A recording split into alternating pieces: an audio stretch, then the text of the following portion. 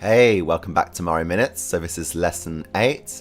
Today we're stepping into the part of Mari의 that looks scary at first, but gives you total control over your textures once you understand it, the node graph.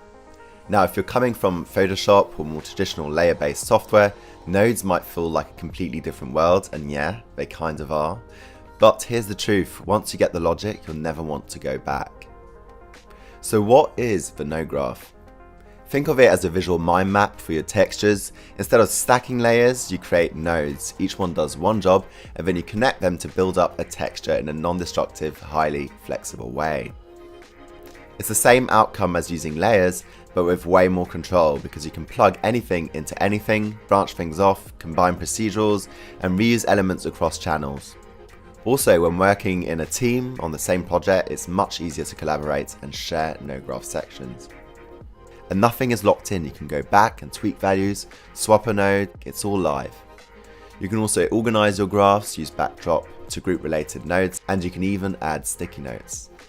Label things clearly, it might feel tedious at first, but when you're 60 nodes deep into a dragon skin shader, future you and your team will thank you. So now let's talk about groups in the node graph. So it's one of the easiest ways to tidy it up.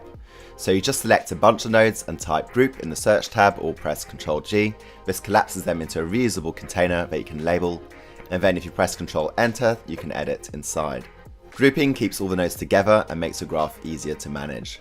Also, another really cool thing is you can promote parameters from inside the group to the top level so you don't have to dig in every time you want to make a tweak, and press the wrench icon to promote sliders to the group interface level.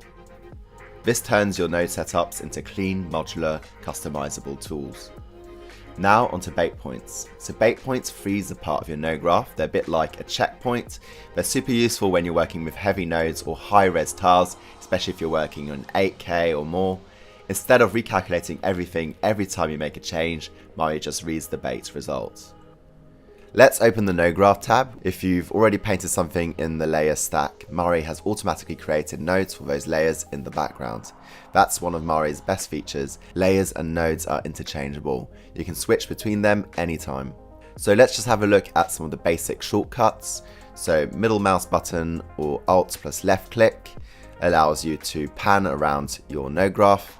Shift X, you can switch noodle inputs in a node. And then Tab is the most important one, and that one's to search and create nodes.